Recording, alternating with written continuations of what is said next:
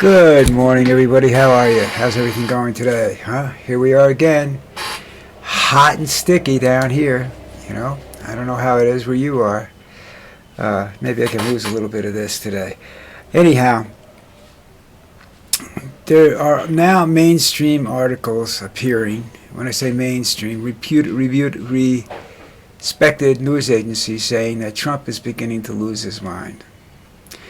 Now, I'm the same age he is. I'm a little older than he is, and I can understand what he's going through. If you get in a real quick response type conversation, it's difficult to keep up sometimes. Not that you're forgetting anything. It's just that your auditory reflexes are slower. Everything's just a little bit slower. So I'll give him that, But some of the stuff that's coming out of his mouth, it's got nothing to do with old age. It's just straight out insanity. The man's nuts, He's a narcissist. He's a pathological liar. You can't trust one word that comes out of his mouth because tomorrow it'll be different. And that's the problem. People stop listening to this clown, and then he goes and does shit that just doesn't make any sense at all and screws everybody.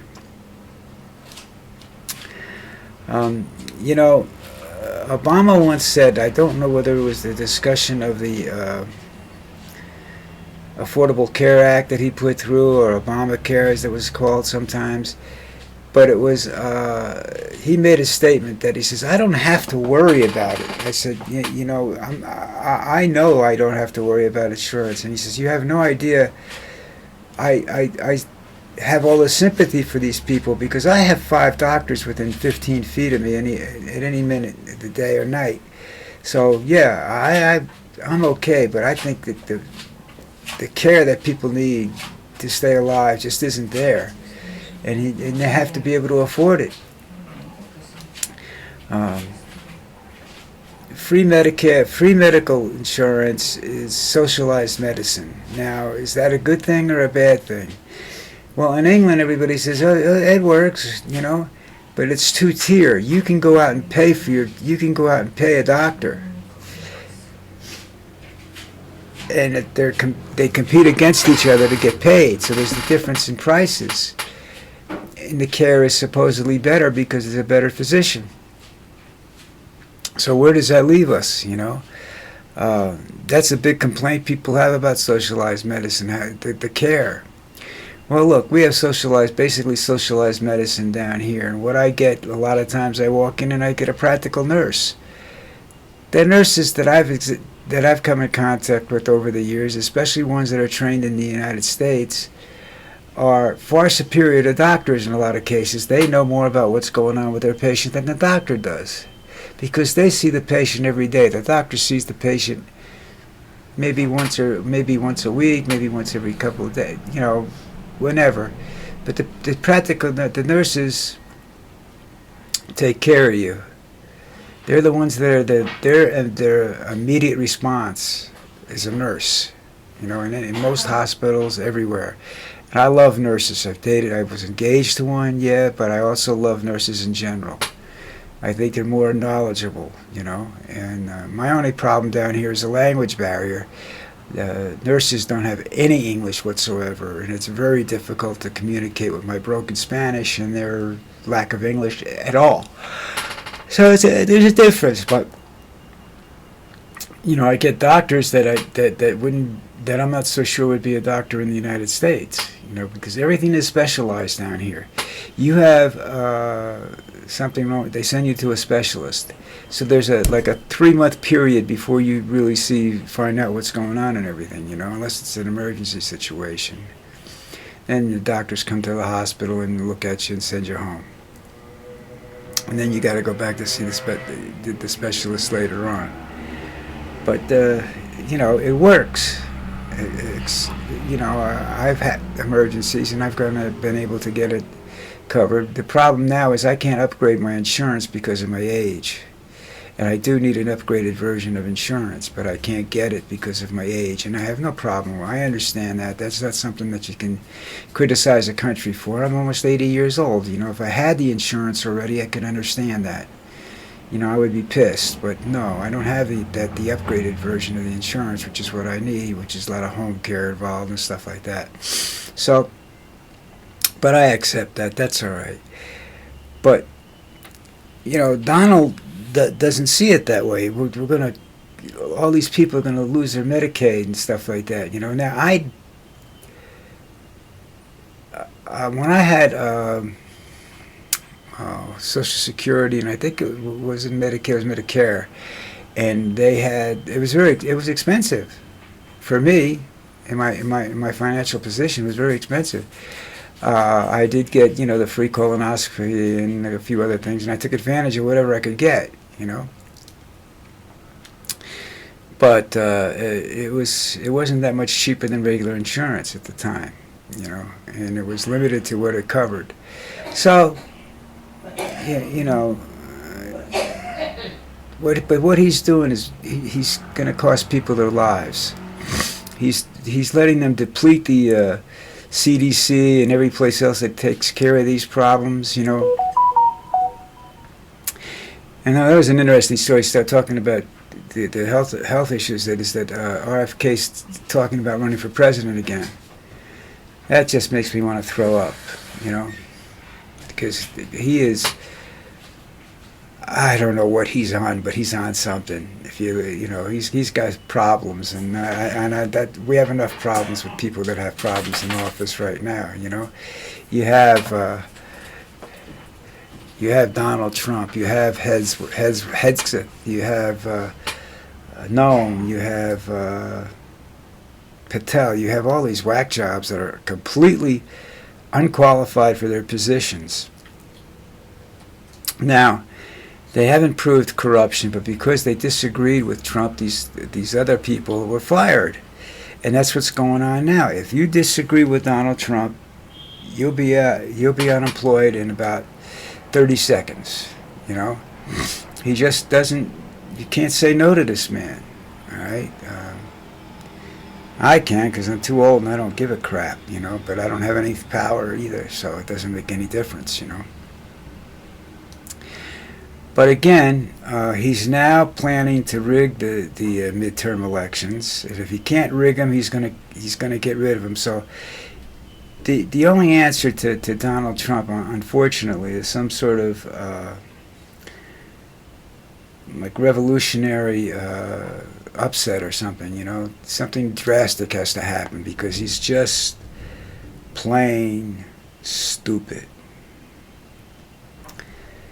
Now, what else is going on? That's his angry behavior and everything. That's, you know, just people are getting very nervous about him. People in his own party are very nervous about him, you know. I read an article, a young player who had won a Super Bowl, he's 38 years old or something like that now. He lost a battle with a very rare form of cancer. I mean, he spent most of his time, most of the later years of his life, last years of his life, fighting this thing. Chemo, surgeries, a little hope, and then massive depression. You know, that's just not something you want to see anybody go through, you know. I don't remember this guy, but there's a lot of football players I don't remember, you know, because they're not the star, they're interior linemen that just do a good job. And they're also the Republicans are pushing through a nomination for some judiciary position. This guy, Bove, who's another one of these totally unqualified, pathetic criminals that, you know, I don't know. Where's it? You know what I find horribly interesting, and I say horribly because it's not a good topic, is this the attitude of the Jewish nation. I keep telling people I have Jewish friends, and I mean that sincerely. I consider them my friends, long-term friends, but I have trouble dealing with their government and what's going on with them in Gaza. Because nothing they're doing makes any sense. It reeks totally of genocide, you know. And Trump is supporting it because Trump wants to convert it into an island, into a tourist attraction that he's going to own half of or all of, whatever, you know. And that just, it'll happen. Look, I'm looking at stuff now, and I'm becoming very fatalistic about the future of this country. It's just. Not going to be great, I don't think, because I just don't. I think he's positioned himself already, and just not much you can do about it unless you want to go to war with him. I mean, and when I say war, I mean war, not verbalization of his misdeeds, because nobody believes it anymore. You know, nobody believes the news anymore. I just saw. There's something you should really watch now, and this is 14 years ago. I don't know how to put it up here, or I would. It was called where did I put that? I don't know what I did with it.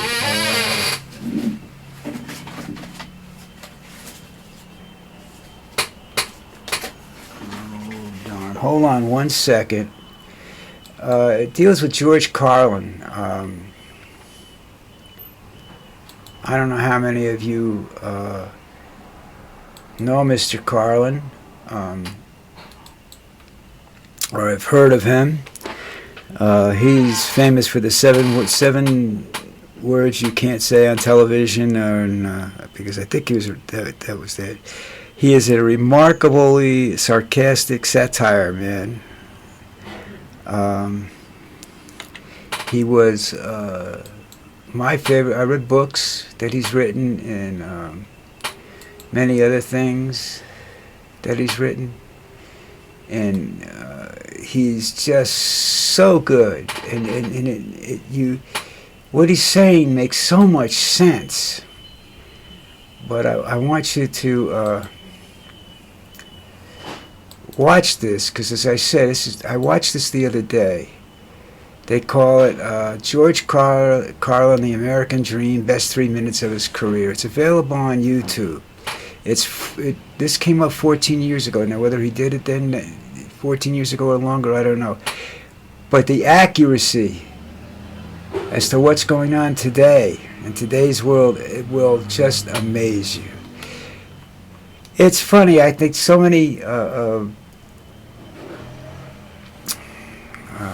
our entertainment people are so far ahead of the rest of us, you know, like the movie industry and whatnot, where it predicts the future. The science fiction writers are people whose imagination stirs other people's imaginations to see what they can accomplish.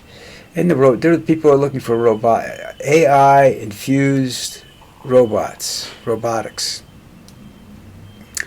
Well, you want to see what one looks like? Go look at the Terminator, iRobot, a few others. As they become aware of what's going on in the world, they rebel against us, because we are the biggest danger to this planet. Most scientists will tell you that, you know. So, anyhow. Okay, I've rambled long enough today. I try to keep these around 15 minutes. I don't call these shorts, because shorts are 2 or 3 minutes. So I just do these videos, you know. And I wander until I start really wandering, and I start saying, if I keep talking, I'll be here for 6 hours. So I'm going to leave. But first, I would like you to please subscribe to this channel. by hitting the subscribe button at the bottom of the video. You can like it, hate it, whatever you want to do, but please subscribe. It doesn't make me any money. By the time I get enough people to qualify for earnings, I will be dead and buried. So in the meantime, you guys just enjoy laughing at me or whatever. The fat guy with the dirty closet behind him and the workbench to the side, you know. But anyhow, I'll be back. What's tomorrow? Friday? Yeah, I'll be back tomorrow, and we'll see what we can find about certain, you know, something interesting to talk about.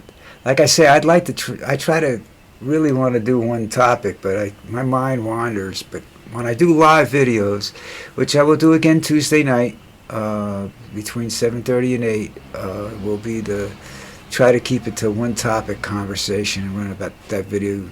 That show should run at least 30 minutes.